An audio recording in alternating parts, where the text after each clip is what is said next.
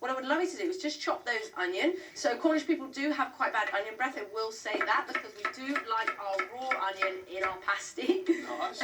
And then what I've gone for is some pumpkin, okay, because I am in Australia, let's do a fusion.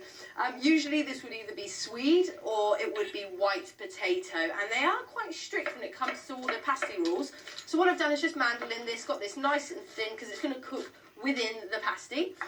And of course I've got my beloved cheddar cheese. Now there's a reason I always use this, is I was brought up with it. It's absolutely gorgeous, and it really is what makes a pasty, is the type of cheese in it. So I've got this lovely cheddar, so I'm just going to get cracking with this one. When you're done with that onion, just stick that in there. Stick it into the pumpkin? Stick it into the pumpkin if you can. Gotcha. And I've also got a little bit, if you just put half of that thyme in there as well. Sprinkle it in.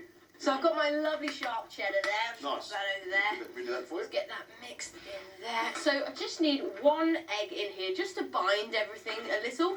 I'm going to put a bit of salt. Now actually, pasties aren't very well seasoned. They just do salt and pepper. But of course, these days you can add whatever you want in there. So it's time for my dough. And what I'm going to do is I'm going to do a wholemeal dough, okay? So it's going to have a little bit of a browner look to it, and it's going to have a bit more of a nuttier feel.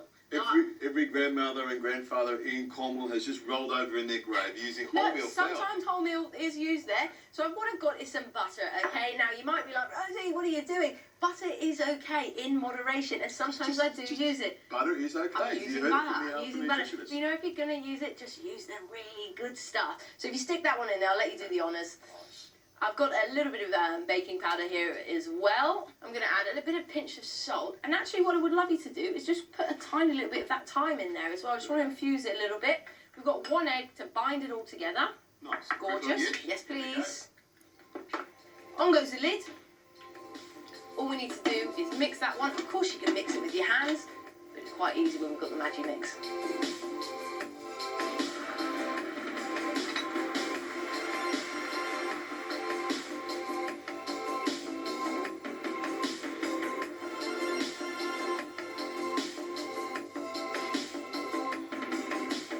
So I just want you to stick some of that pasty mix just into the middle there. Okay. How much do I put there? So I'm just going to start with that. Yep. Is that enough there? That's gorgeous. You can probably put a little bit more in there. Get a bit more of that pumpkin in there. Okay, yeah, a little bit of egg mixture. Nice. So I've got some there for you. It sticks all nicely together. Now, of course, it's just going to heat inside, and that's how we get everything all nice and warm and cooked. I'll pop another one there. Lovely. Show us how you do it. There we go. That is gorgeous. Okay, so we're just going to put a little bit of egg just to make sure it sticks. Do you know what? You can put a tiny bit more filling in. Come on. Just Okay, I don't want to be responsible for a catastrophe of all proportions. There we go. Don't worry, the Cornish will get you. Yeah, they always will. As I'm finding out, be careful of the Cornish. Yeah? Very dangerous people.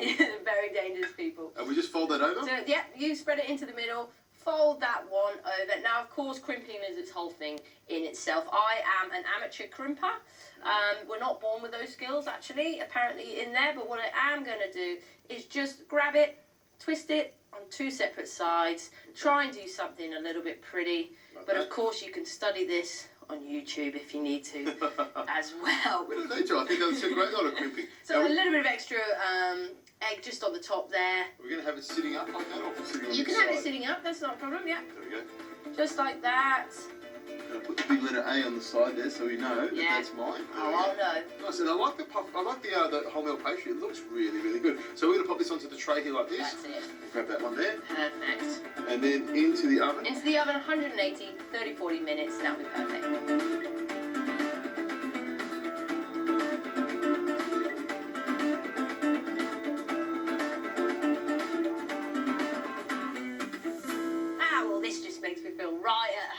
I'm just going to show you exactly what it's like to be at home. I want you just to imagine that it's 100-mile-an-hour wind. There is rain happening. You're outside, you're having a walk because you are having a walk, and this is a little bit of ketchup in there. You need to be a right tourist. Yeah, you just get stuck in. That looks really good. Do you want to give half and half? Oh, thank you very much. Just pop it out of here. As a tourist. As a tourist, well, of course, you're not a local. We would pay £10.50 for this, and as a local, you'd probably pay £2.50. Is that right? Exactly. There we go. Get that in there. Oh, that is delicious. Or as they say in Cornwall, proper job.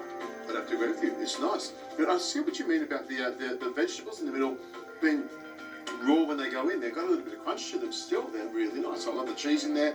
A lot of flavour. The pastry, you've got the wholemeal pastry, so it's going to take a while to get through that one. But this is a great pasty. Or pasty. Pasty, Adrian. Well, Cornish empanada. There we go. I think you've done a great job. And I love the addition of the dead horse.